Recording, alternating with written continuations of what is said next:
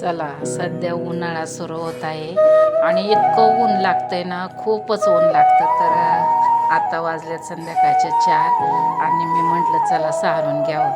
तर मी शेण इकडंच थापायला आणते, कारण तिकडं कोंबड्या ठेवतच नाही. आता शेण आणलेलं मी स्लॅबवर थापत असते. आता काय करणार, आपल्याला पाहिजेत गवऱ्या चुलीलासुद्धा. आणि आता आली होळी, तर होळीसाठी पण गवऱ्या लागतात आणि बऱ्याच जणांनी मागितलेल्या आहेत. कारण माझ्या गवऱ्यांना खास गाईच्या शेणाच्या आहेत. माझ्याकडं काही बैल नाही, काही नाही, त्यामुळं गाईच्या शेणाच्या गवऱ्या सगळ्यांनाच आवडतात आणि सगळ्यांनीच बऱ्याच जणांनी आधीच मागणी केली.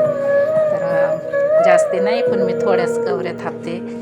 आणि इथं चुलीपुढं सारवणाचं असलं ना की थंडीतसुद्धा अजिबात गार लागत नाही आणि म्हणजे पायाला पण गार लागत नाही. खूप मस्त वाटतं आणि इतकं छान वाटतं ना, इथं बसून जेवायला खूप आवडतं. तर मी पहिलं एक घमेलं वर नेऊन ठेवलं आहे आणि आता हे दुसरं एक घमेलं सारून घेऊन मी असं ते शेण मळलं चांगलं. आणि आता मी इथं गवऱ्या थापते. तर गवऱ्या काही जास्ती नाही थापलेल्या, थोड्याच आहेत, पण थापलेत आपल्याला पाहिजे तशा. तर गवऱ्या थापण्याचा आनंद पण काही वेगळाच असतो. काही लोकांना असं वाटतं की त्या शेणाचा खूप वास येतो आणि शेणात हात घालत्यात ठेवत्यात, पण अहो ती लक्ष्मी आपली, तिच्यापासून धूप छानपैकी तयार होतं आणि जळणासाठी गवऱ्या पण भेटतात. आणि गाईचं शेण म्हणजे खूपच पवित्र आहे. तर मी आता या पहिल्या पण काही गवऱ्या थापलेल्या आहेत आणि आता अजून गवऱ्या थापते. पूर्वीला आम्ही मोठा कलवड लावायचो, तर आता काही तसं करत नाही, कारण चुलीवरती स्वयंपाक खूपच कमी झाला आहे. पूर्वीला खूप स्वयंपाक असायचा चुलीवरचा, आता काही एवढा नाही आहे.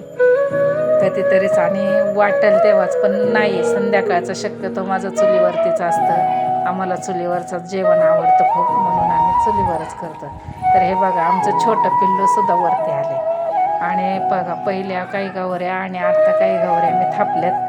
आणि तर कोणाकोणाला आवडेल गाईच्या शेणाच्या गवऱ्या होळीसाठी जाळायला, तर पहा, आम्ही थापलेल्या गवऱ्या आहेत आणि खास होळीसाठी बरेच जण नेणार आहेत आणि जळणासाठी पण वापरते मी. तर चला, भेटूया पुन्हा दुसऱ्या नवीन व्हिडिओमध्ये.